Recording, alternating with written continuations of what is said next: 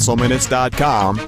It's Hansel Minutes, a weekly discussion with web developer and technologist Scott Hanselman, hosted by Carl Franklin. This is Lawrence Ryan announcing show number 153, recorded live Wednesday, March 11th, 2009. Support for Hansel Minutes is provided by Telerik RAD Controls, the most comprehensive suite of components for Windows Forms and ASP.NET web applications. Online at www.telerik.com. And by .NET Developers Journal, the world's leading .NET developer magazine. Online at www.sys-con.com. In this episode, the tables are turned, and Scott is interviewed by his wife, Mo. Hi everyone, I'm Dombenchen Kiwani. I'm Scott's wife, and actually you can call me Mo. So this is another episode of Hansel Minutes, and Scott's asked me to step up because he got a cancellation, and I jumped at the chance because I'll be interviewing Scott Hanselman, web developer, and I get to do all the asking this time. So Scott, how's it going? Yes, dear. It's too soon to be saying yes, dear. Yes, dear. Okay. All right. So I probably am not the best person to be asking you these questions because I'm not an engineer or a techie. But I thought people no one is interested in tech. Yeah, but I think people kind of want to know about the essence of the Hansel man. So I thought we'd kind of dig deep into what makes you tick. Tell me a little bit about yourself. Oh my goodness. Is this is this the direction that we really want to take this, dear? Yes, run with it. Tell you about myself? Yeah, just a little bit. You'll have to lead the interview more than that, love. Oh, man. Sorry, it's not going to be that easy. All right. Okay. Well, let's start at the beginning then. I guess, what have you been working on these days? What's going on with you? Well, I mean, I just released that Nerd Dinner thing that I haven't had a chance to show you yet, but you've been listening to me talk about it for how long? 2 weeks. How many nights did I stay up late this week? Too many. Does that bug you when I stay up late? See how I turn that around? Nice. Let's focus on you, dear. Okay, so let me try to turn it around again a little bit more. Really, I am interested in what you've been working on. I know that you're going to Vegas next week. Yeah, we got Mix next week. Yeah, do you look forward to those kind of things? It's kind of a love-hate relationship because I don't like being away from you and the kids. But, I mean, Vegas is Vegas, right? I mean, Vegas is just this horrific hellhole of a town. Not Vegas, like the incorporated town of Vegas, but like the Strip. I just hate it. There's just nothing to do there. So I like meeting all the people though. I mean, that's cool. It's nice to meet people. It's nice to meet totally random people. Like some of the most fun I've had at conferences, I've told you about this before, would be like one time I was in an elevator in Vegas and I was by myself and these like Norwegian guys were in the elevator and they're like, "Hey, it's Scott Hanselman." I can't do a Norwegian accent, so I'll just make them surfer dudes. "Hey, it's Scott Hanselman. Hey, are you doing anything right now? Let's go have dinner. You look alone." I'm like, "Oh, that was so nice," you know? Just like, "Oh man, that's so thoughtful." I wish everybody could do that. You know, just because you recognize one person, that's cool to ask them to dinner. But at the same time, random people should ask each other to dinner at technical events because nobody wants to be away from home. So yeah, hence the Nerd Dinner. I guess I kind of brought that around. That's right. Didn't even realize I was doing complete the loop. Yes, I didn't know I was completing the loop. That's right. That's right. Nice. So, and when people do that, when you're, I was going to say accosted, but that's really not the essence behind it. When you approach that way, and people are so sort of reverent about meeting the Scott Hanselman, what goes through your mind? I mean, do you get that you're this big deal out there? No. I'm not a big deal. I'm only a big deal to you because I forward you the emails that people send me. "Oh, I saw your talk. It was cool." You have no idea about any of this stuff, right? You don't care. I mean, I'm not even as quote-unquote famous as like a local news anchor. You know what I mean? If you see the weather chick at Safeway, you're like, "Oh, dude, it's the lady from Channel 2. I am not at that level yet. There are probably a few thousand people in the world that give a crap about what I do. That said, it's kind of like being a really, like a lifetime television character actor. Like, oh, it's that dude with a familiar face. But Phil Hack said something really interesting on his blog today where he said, authorship does not equal authority. Everyone can write a book, right? Anybody can write a book, right? Anybody can write a book. Writing a book means that you are loud, not that you are an authority. And Jeff Atwood, who I think you've either met or I've mentioned him enough that you might as well have met him, It talks about J Money. J Money. Yeah, you and J Money are really tight, I'm sure. You've never met him, have you? No. Talks about the idea that we're all amateurs, right? I mean, Jeff is loud, and I am loudish. That doesn't mean that I'm a good programmer. So do you struggle with that though? I mean, if you're loud, obviously people are listening to you. Do you struggle with trying to sort of not bring out your own opinion, but, speaking for the many minions out there who are not as loud as you are at the moment? The minions? The Hansel minions? The many. I mean, I'm just a guy who started a blog 6 years ago. You remember when I started it. I just did it so I could Google myself later. I wasn't trying to do anything particularly impressive with it. I just wanted to be able to search for code later on. So I'm not really sure why anyone applied. I'm skirting the issue here. Clearly. I'm famous in a tiny, tiny group of people.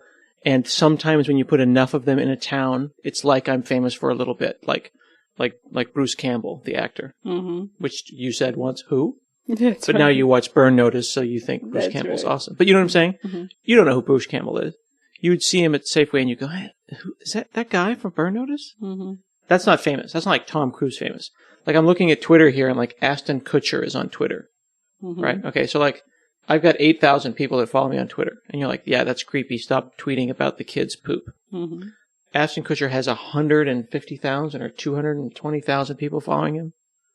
There's famous, and then there's like another word that's not even, and it's not even the same sport.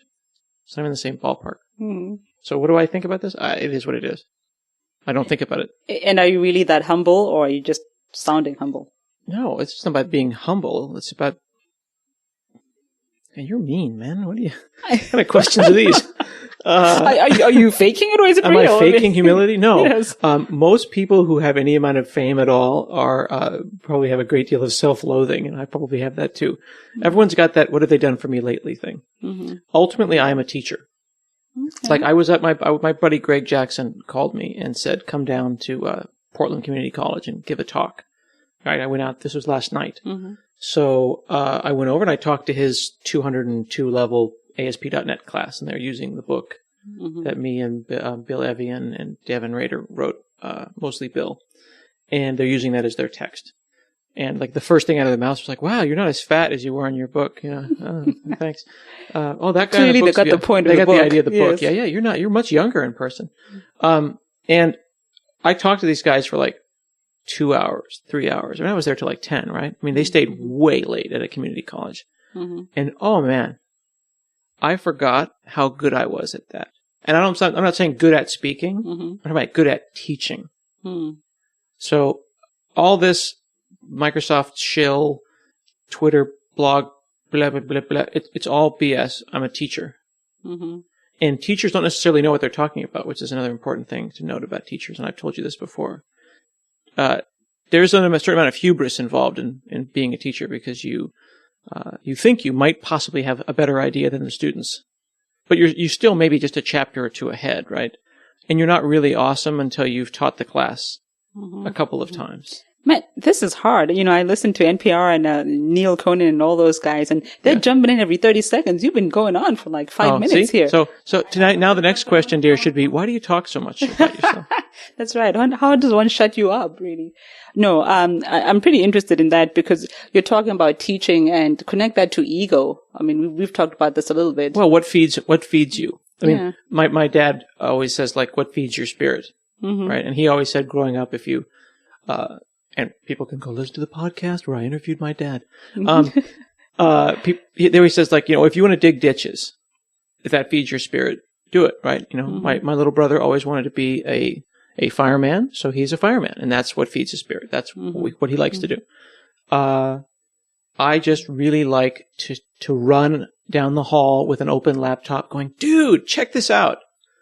So everything that I do, whether it be hanging out at a local community college, talking to 20 kids for 3 hours on a Tuesday night, or talking to you about what I worked on that day, or speaking at a conference in front of 1,000 people, it's all the equivalent of running down the hall with a laptop going, dude, check this out.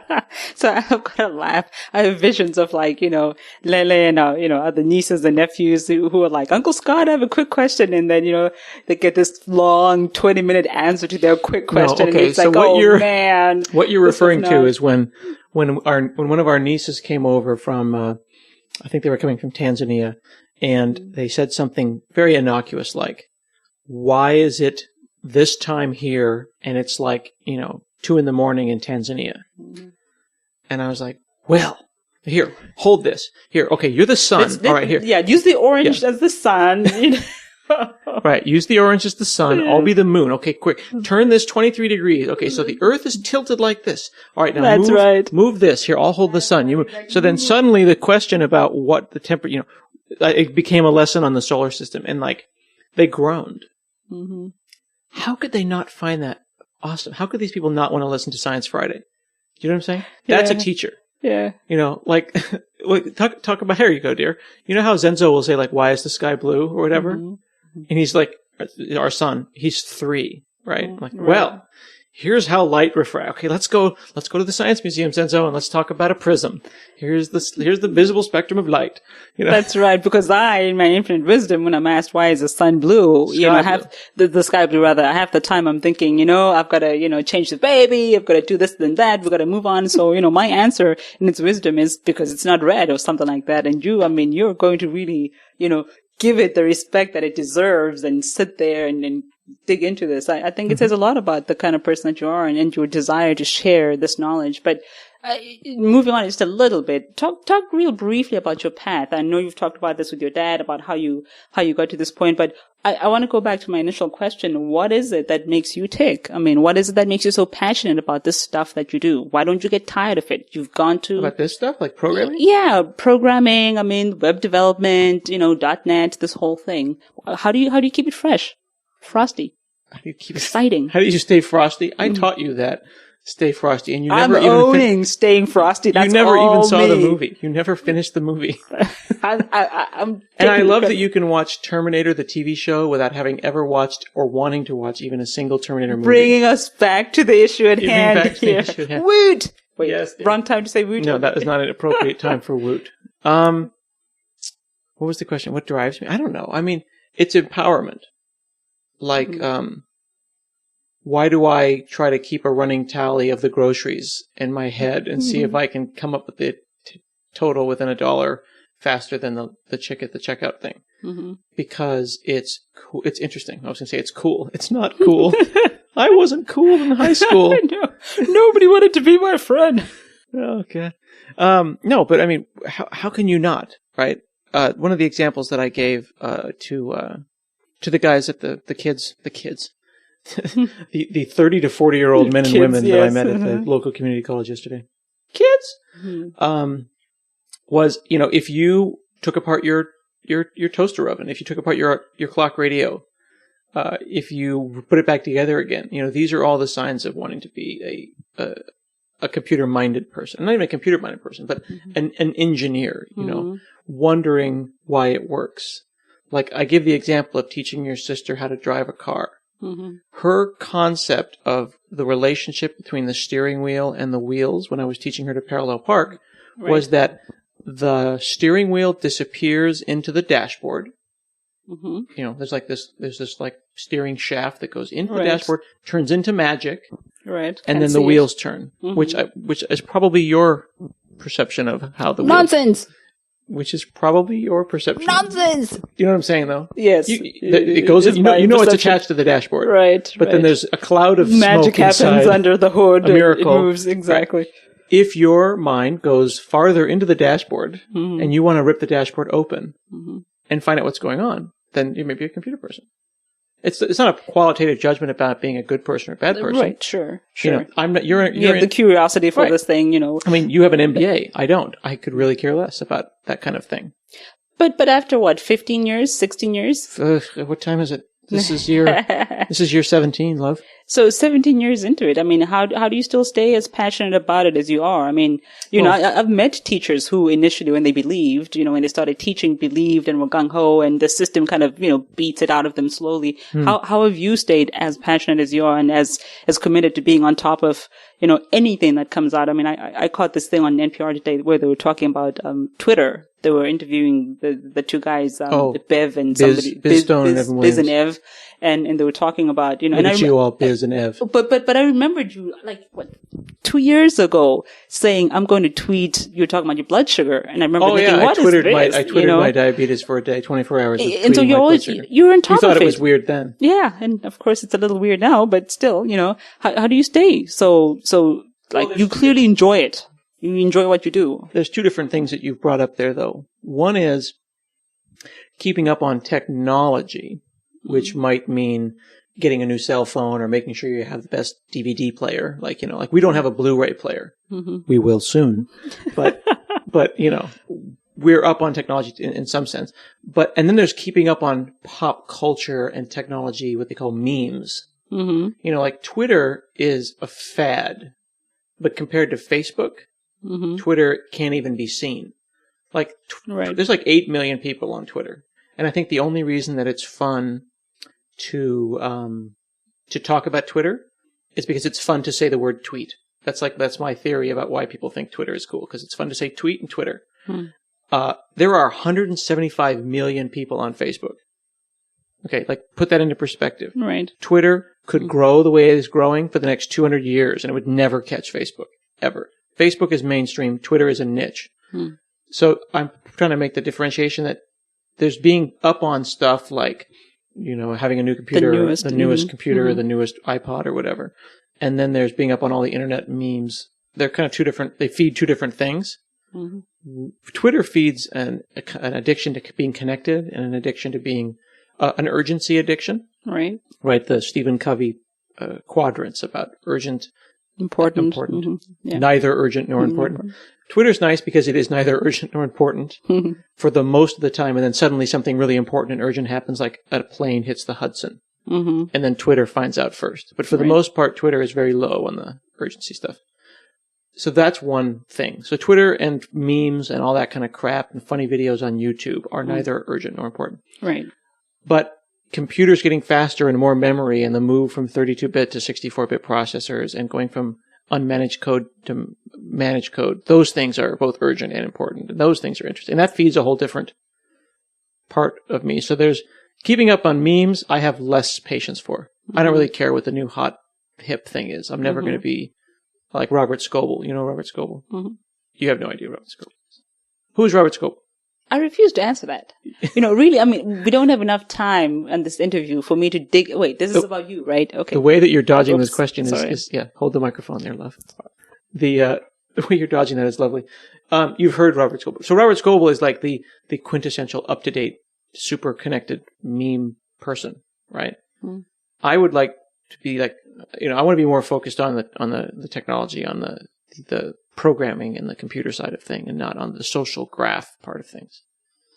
I don't really care to be connected to that many people. I mean, the people that I don't know from high school that are trying to get to know me from Facebook, I don't hang out with them for a reason. No, so you hear that people out there that were hoping. Oh yeah, you can reconnect with people from high school. It's like, well, if I wanted to reconnect with them, we wouldn't have lost touch. Right. Fair enough. I hang out with the people I want to from high school. Okay, fair enough. Right, they were at our wedding.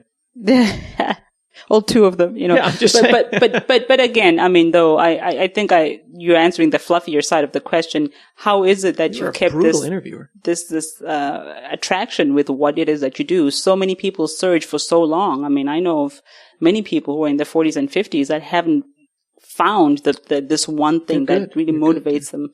Because it is empowering. Because I am... You're just a power freak, because this is the third time you're mentioning... Not power in the greed and power and money sense of the word, but empowered in the way that teenagers today are not. Empowered like... Say more, please. Oh, yes, dear.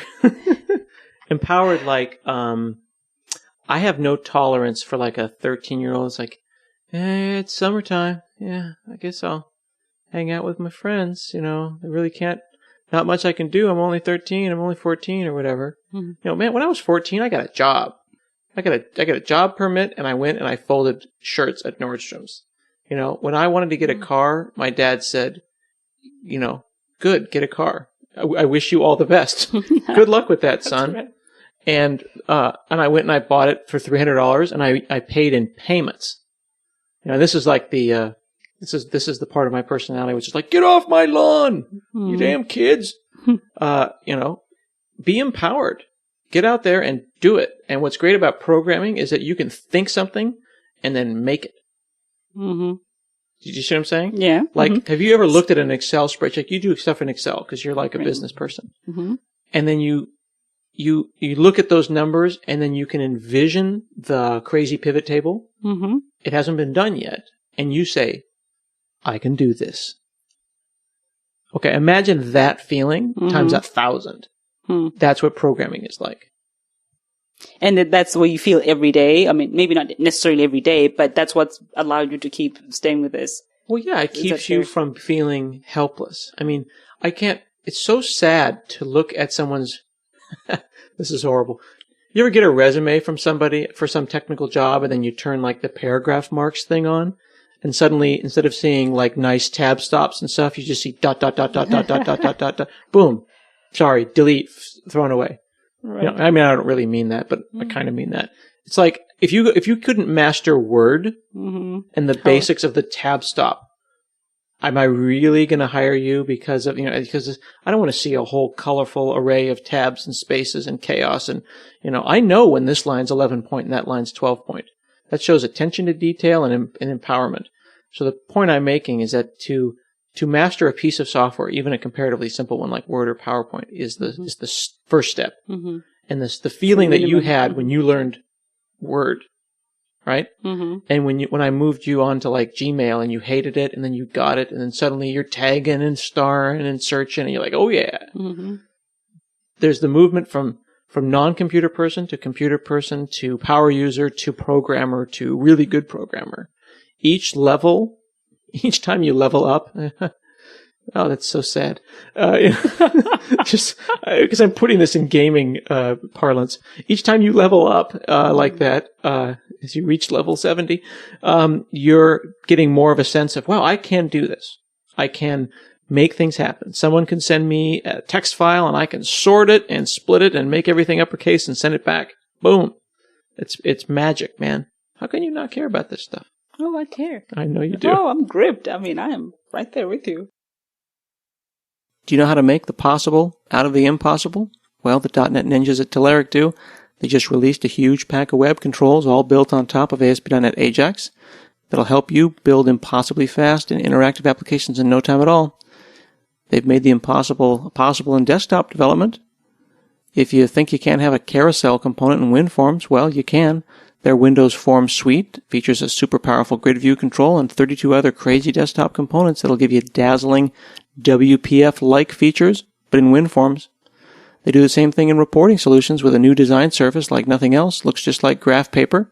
Gives you advanced page layout capabilities. Makes it feel more like a graphic design software than a reporting solution. Go check them out at Telerik.com and be a .NET Ninja. And thanks for listening. So, how do you manage to fit all of this? And this is a legitimate question that many people have asked me. How does this man do it? Many people ask you this? Yes, all 7 of them. I mean, what do you give up to have the kind of drive that you've got, to have the kind of ambition that you've got, the vision that you've got? I mean, I don't tell people that it's because, in the middle of the night at 3 a.m. he's up sobbing. Me blush. Yeah, I'm up sobbing. Yeah. And that's how he copes. I want to compile. That's right. No, I mean, you're talking me up here, love. How do I fit it all in a day? Well, how do you think I fit it all in a day, right? When did I come to bed last night? This is about you, and yeah, but you're not disinterested Neil Conan from NPR, who doesn't know the interviewer. Mm-hmm. You're the wife. Mm-hmm. I'm not interviewing as a wife. I'm just. No, I need you to interview as the wife because I can get all sorts of random interviews. Crap. Can we start over? No. What time did I come to bed last night? 4? Was it 4? It's 4:30. 4. Is that a good idea?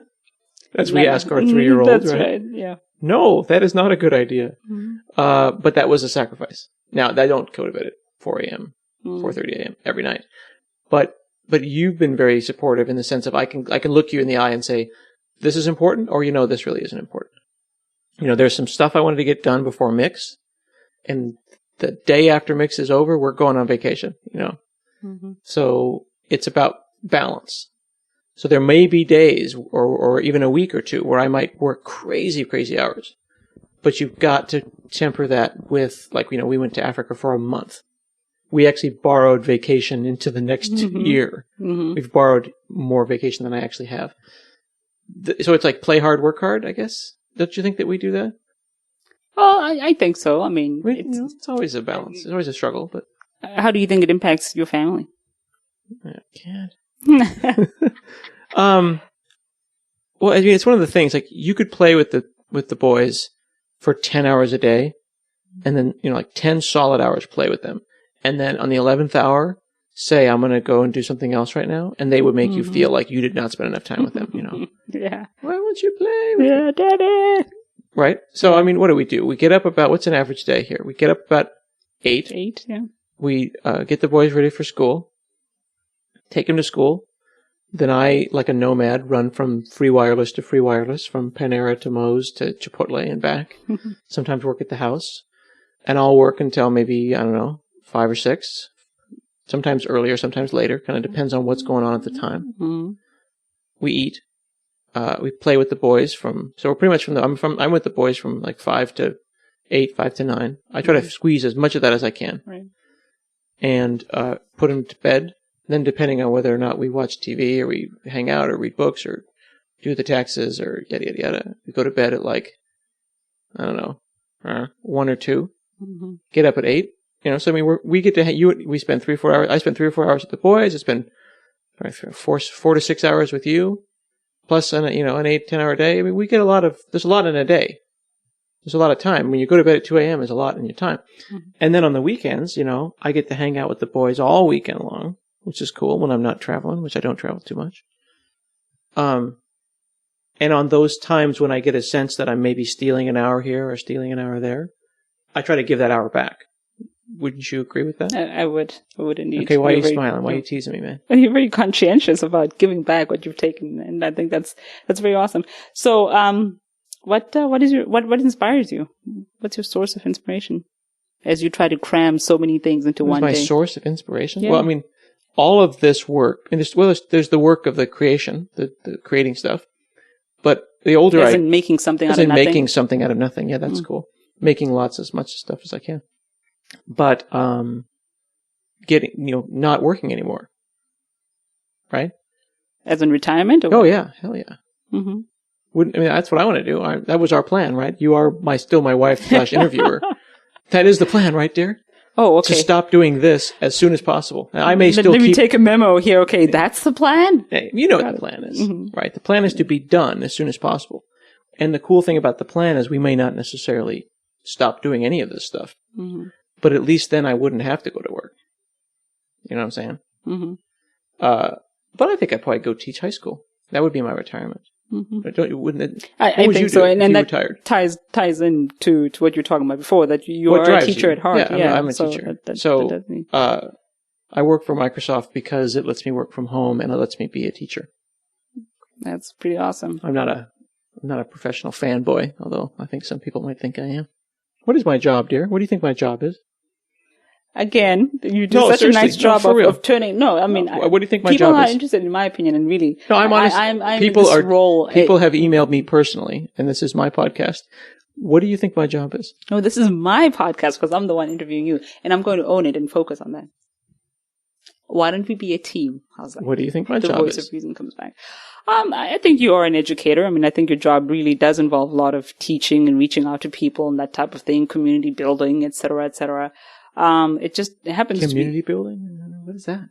Well, sure. I mean, but you talk, you network with a lot of people, whether they're students, whether they're, business leaders. I mean, you do a lot of outreach, what I would call outreach. You're shaking hands, not so much in a literal. But is that a job? I mean, everyone teased our president for being a community organizer. Is that what I am doing? Well, but it's not really a job. It's a way of being. I think even if you weren't working for necessarily Microsoft, it's who you are, so that's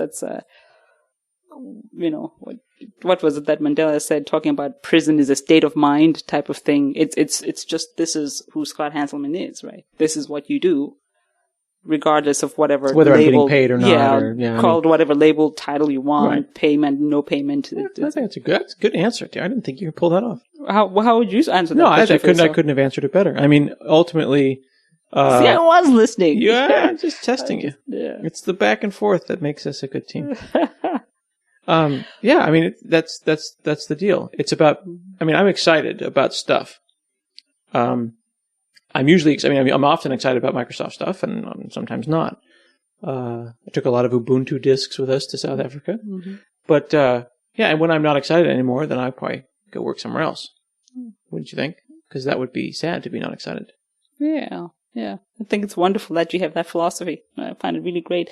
Okay, let me see. I did try to jot down a couple of questions, and you've dodged all of them. None of them have been answered, but how much time do we have? Probably a couple more minutes. No, we can go as long as you want, dear. Oh, wow. I'm just now getting at this point, there's like relax. 5 people listening here at this point. I started with a 7 and I've lost 2 in the process, I'm just saying. Okay. What's next for the Hanselman? The Hanselman? Yeah, because you call me the Hanselman around the house. Right. What's next? I don't know what to tell you. I'm going to keep doing this until it's boring, and then I'll do something else. I mean, I'll tell you before I quit, to be clear. A nice non-answer, so. No, I mean, this is the thing, though. Like, I had my mid-year review, what was it, last week? Mm-hmm. And I told my boss, I was like, yeah, this is pretty cool. Because the Microsoft people, they always want you to grow up and become a manager, and then a manager of managers, and then God amongst men. And I'm enjoying what I'm doing. Where do you see yourself in 5 years? I have not planned that far. In 5 years, everything I do in terms of how many years from now is in context of the kids, mm-hmm. right? In 5 years, I see us taking the older boy to 3rd grade. Wow, that's crazy. crazy. I know, isn't that crazy? Yeah, seriously. That's what I think about. What I'm doing as a job in 5 years doesn't really matter to me. I was already a chief architect in a very nice publicly traded company, and I've done my job. I've made my product, maybe I'll be at a startup. I don't know. As long as I have good health care, it doesn't really matter, right? As long as I can get insulin and a T1 or some fiber optic, then it doesn't really matter what I'm doing, right? I mean, what was the first thing that we did when we built this house? Talk to me. What was the first thing we did when we built this house? Threw ourselves on the ground and kicked our heels and said, "Oh God, I made a mistake." No, not then. Not that part. Okay. No, we put in internet. Yeah, absolutely. we pulled cable. That's what we did. You remember that? I do remember that, indeed. And it was worth it. It was absolutely worth it. Okay. Anything that you think your viewers should know about you? Any parting? My viewers, your listeners. Any parting thoughts? I don't know. They liked listening to you talk about stuff. I think I've taken over this interview and talked about me, and we didn't get a chance to talk about you. It wasn't about me. It was about you and about the Scott Hanselman that people don't know. But in all seriousness, people are interested in hearing about you and your perspective. I mean, when we met, we've been together. What is this now? How many years has this been? 8 years? Yeah, 9 years. 10 years? 8 years. 9 years. Well, feels like 12. Nice. No, we've been married a long time. Coming up on 10 years here. Mm-hmm. And when did you think that I was louder than the average programmer? Well, I didn't know a whole lot of programmers to begin with, so I've always rather thought that you were loud, yes, and opinionated, and very, very eager to share that opinion with anybody who'd listen. So from the beginning, really. Isn't that the definition of pompous? Well, your word, not mine. No, it's a fine dance that you dance. It's a fine line too that you walk between saying this is what I think, and I make no apology for having that opinion without wanting to offend and without wanting to put down other people that disagree with you. So it's always been a very interesting thing to observe for me, and to see how you deal with people that, whether it's on your blog, that want to say, Scott, this is stupid, or Scott, this sucks. I think I've only seen you delete a comment, not related really to, it's not germane to anything we're talking about, but going to your blog for a second, I think I've only seen you delete one comment, one time where the guy was really offensive. I can't remember if it was racist or something, but it was something that was I don't that delete extreme. comments. Yeah, but otherwise everything else that says, you're an idiot, you're not a smart guy, why do you bother? Please stop blogging, all those comments. I mean, everybody's got an opinion. It doesn't mean it doesn't hurt, right? I mean, somebody tweeted something about that I was a pompous asshole or something. So I retweeted it last, so it's like, I mean, it's a valid opinion, right? Mm-hmm. I don't want to be a pompous asshole. Mm-hmm. So if somebody gives me feedback like that, I'm like, okay, I should probably think about that. He might be right.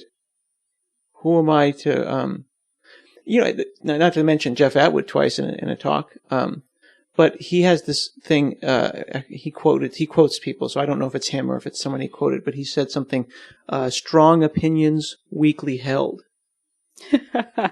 Nice. That's freaking awesome. You know what I'm saying? Because this is the thing that you hate about me, because you and I will have a fight, right? And when I say fight, I mean lowercase f, not capital F. And our fights are pretty much like this. I'm going to reenact one of our fights, right? Oh, goodness. Well, here's like an example. Here's an example of a fight we had. That we thought the interest rate on something was, I thought it was 0%, and you thought it was 1%. Right. Right? And it was like, no, it's 1%. No, it's 0%. No, it's 1%. Right. It's very sophisticated, the fighting that we do. And then, and I'll be just fighting. I'm like, no, it's 1%. It's 1%. You're wrong. You're so full of crap. And I'll just really pump it up. Strong opinion. And then you'll bring out the piece of paper and you'll prove that I was wrong. And then I'll go, oh, yeah, I guess you were right. And you move on casually and you walk away. Meanwhile, I'm left there standing thinking, wait a minute, we've been arguing for 4 hours. Like, it was a strong capitulation. It was a strong opinion, but it was weakly held. Weakly held, yes. So I will fight right up until the point where it's obvious that I'm wrong, and then I'll be like, oh, well, okay. And I am totally cool for that person to have the win, for the win. Good job. More power to you. There's no reason to fight and be mean about it. There's no ego involved, That is the stupidest idea I've ever... Oh, well, I guess you are right. Okay. My bad. Well, but we're back to ego. I don't know if I'd agree that there's no ego involved. No, everyone has an ego. At some point, but to have an ego is to be able to take criticism and be okay with it.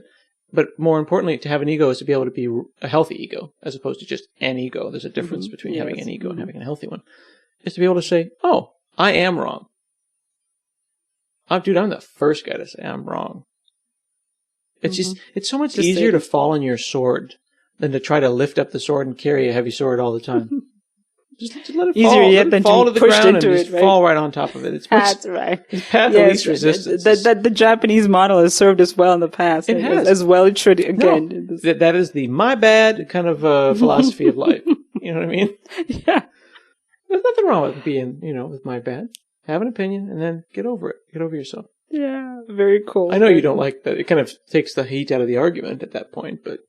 Well, the only thing that I'm looking for at that point is you argued for so long, and I want the I was wrong to take equally long. You argue for 4 hours on a point and then you give me 30 seconds of, oops, my bad. And you walk away and it's like, wait a minute, for every 4 hours you're arguing, there should be 6 hours of, I'm sorry, mea culpa, I was wrong. No. I'm just like, okay, my bad. What's for lunch? That's right. Time to move on. So anyway, speaking of moving on. Yeah, I apply that to all aspects of life though. I just want to say. I do. That's the same way I went on my blog. I came up with this kind of piece of code a couple weeks ago I thought was really awesome. It was just, it's this thing, it doesn't matter what it was, everyone thought it sucked. And I was like, oh, well, I guess that was soundly trounced. No one thought that was a good idea. And you don't Sad worry trombone. You don't worry about, being maybe not necessarily perceived as sort of weak and not sticking to your guns, because there's something to be said. There's something admirable about a person who is of strong conviction, who really believes and gets behind something. If you believe in the moment and then you let it go, the second there's a disagreeing opinion. Well, there's some stuff that you don't like.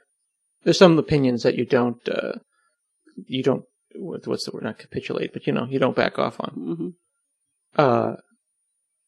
Being nice.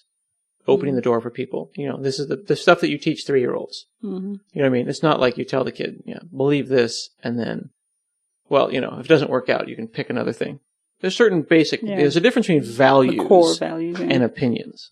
So I have values I won't, but whether or not a piece of software is good or not, it may be good today and it may be looked poorly upon in 10 years, right? History will decide if the pattern held. Indeed. Indeed. History will decide. Very, very true. Okay, just one last quick question. Tell me a little bit about the book and your excitement about it.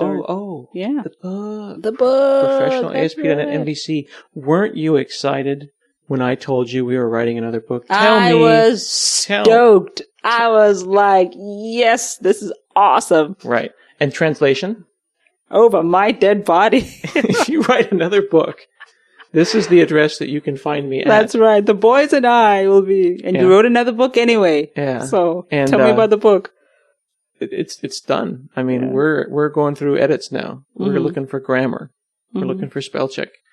We're fixing a couple of code bugs and little examples, and we're making sure that as many eyeballs see it as possible. So, but what makes this book so special? I mean, there's a lot of books out there. Well, I did it with my buddies. I did it with Phil and with Rob, and Rob was over for dinner a little while back, and the Goo. The Goo helped with the first chapter, which was pretty awesome. But that doesn't really make it compelling. Special. It's special though. Special to you though, but what makes it special to others out there? Well, it's kind of technical, but we've got this model view controller framework that is, it is fresh, clean, supported by Microsoft.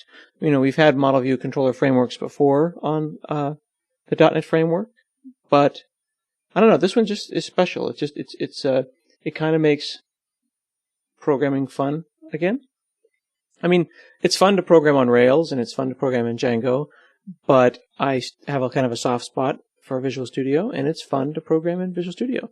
So, what have I got here? I got 101 tests. You know what I mean? And I'm like, right. I want to write more tests. When you really can get off on writing a crap load of tests, and like, okay, can I hit 500 tests? I want to write tests for every possible piece of functionality. That is really exciting. And I don't expect you to understand why, but there's a sense of confidence that you get when you've got a chunk of tests and a pretty well-factored piece of code versus an application that you just know is going to kill you later. It's like it's a non-tested application, a kind of a standard web forms app with no tests at all, is just a time bomb that's going to kill you later. So, because this really is not my world at all, I'm not going to be shy about asking my questions. And for your listeners that are savvy, well, they can sort of tune out for the next, 7 minutes or whatever. What is it that these applications are supposed to be doing? I mean, walk me through this in layman's terms. I know that this is a complicated thing. That layman's terms, like wifely terms. I mean. Come on. No. Give me more credit than that. Are you a programmer? I'm not. I'm just saying. Well, who's your audience? Let me back up. Who's your audience? Well, just not accomplished programmers. Not you. Your level of programming goes to Excel macros. My world. No, I mean, well, world. This is not a qualitative value judgment here. Yeah. You can write some basic Excel macros, right? Can you do for loops? Probably right about the edge of where you can. No, I used to be able to do 6, but I've just sort of fallen. Not 4. We're gonna have to edit a whole bunch here. But yes, for loops. That's going to be tweeted now. Oh, great. Scott's wife can do not just 4 loops, but also 6 loops. Oh God. Oh geez, I'll never live it down. You're not going to live that down. That's right. No, the audience is developers, right? I mean, Visual Studio for the Microsoft person is the Microsoft Word. You live in Word and Excel. We live in Visual Studio. You do your work in there and you make stuff, and we do our work in Visual Studio. This is a framework that lets people write websites faster and cleaner in a different way than the framework was before. Okay. So. See, I understand that. Well, that's one way to put it. I mean, not necessarily faster is not the right way to put it, but. Boy. Now the truth comes out. No, because it's complicated, right? We always use the example of car versus motorcycle. The stuff we had before was a car. And now someone has introduced this concept of the motorcycle. So some people might go, oh, wow, this is way better. It's faster. Okay, well, that's a value judgment. But someone else might say, well, it's faster, but it's only got 2 wheels. It's less, it's going to kill you on the curbs, the turns. Can't put groceries in it. So then you get into this issue where there are choices when there weren't choices before. And with a car, you can put lots of groceries in it and you can get where you want to go, but you can't go very fast. Motorcycle, you could kill yourself. But neither is better than the other. They are simply different for what you wanted to do that day. So here's an example of a supported framework from Microsoft that lets us do stuff differently than before. Mm-hmm. We've just introduced a new kind of car. So people have choice now. It doesn't mean that there's only cars and motorcycles. There's still minivans and Hummers and unicycles, but we haven't written those yet. Okay. So it's exciting because it's a new class of car, new class of application. Is it innovative? No, it's not particularly innovative in that the pattern is a 30-year-old, 33-year-old pattern, model view controller patterns, the 1970s. Is it creative? The way that it fits in with .NET is cool, is creative. But it builds on the things that came before it. There's the Ruby on Rails, and I've got all sorts of Ruby on Rails books behind you there on the bookshelf. Is a framework that did Model View Controller and is one of the better thought of ones. But Model View Controller frameworks have been around for forever. There's dozens, if not more. This is just one that smells like .NET and is supported by Microsoft and is it's the one we're excited about right now. It's the one we wrote the book on. Literally wrote the book. Well, I mean, not the book. Again, I get back to authorship doesn't equal authority. We wrote a book on it. There's at least 4 or 5 good books by smarter people than I that are out at the same time.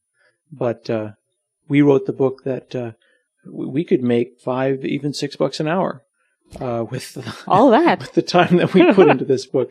I think Scott Goo's going to make more money on Amazon than we're going to make on this book. But, I'm just excited to have worked with my buddies on it, and I think it's a pretty good book. It's okay. Well, I am happy for you guys. You're just happy sort of it's done. I am. I mean, but I've seen the effort too that went into it. Tell me, is this a world that you would want the boys to go into? Oh gosh! As we wrap it up, and I've been saying we're wrapping it up for the past 10 minutes, but we're wrapping it up really. Yeah. Is this a world? Do I want the boys to go into this? This is a good world because no matter what programming language you pick, really, you can always get a job and you can work anywhere you want in the world. So that's a good thing about being a programmer. It's a hard skill, not hard and difficult, but hard in definable and discrete and complete. Oh, you're a programmer? I mean, I could probably put up a cardboard thing and go stand on the corner with like a will code for food, and I bet you I'd get some kind of a job, some day work within a day. I would stand with will code for food. It would happen. That is powerful. Don't test me now. We're going to have to do this to see. We should try it. Yeah, and videotape the whole thing. But the idea part's probably been done. See, this is the other thing that's great about the internet. Anytime you have an idea like we just did, right. It's on YouTube. Someone already did it. So that's a good aspect of it, things. But, you can still get laid off like in any job. I picked it because I never understood the soft skills. And by the soft skills, I mean marketing and sales and the kind of stuff that you wear. Basically, people skills that you don't have. People skills, yeah. EQ, is it? That's right. Emotional quotient. Yes. Yeah, that's the thing you have and the thing I don't have. Would I want them to do this? Only if they want to do this. I see our kids, running the United Nations or doing something much more important than making software that'll be replaced in 3 years. And on that hopeful, positive note, I'm going to sign off, folks. This has been Mo interviewing Scott Hanselman for yet another exciting episode of Hansel Minutes. Take care, everybody. Catch you later. Good job.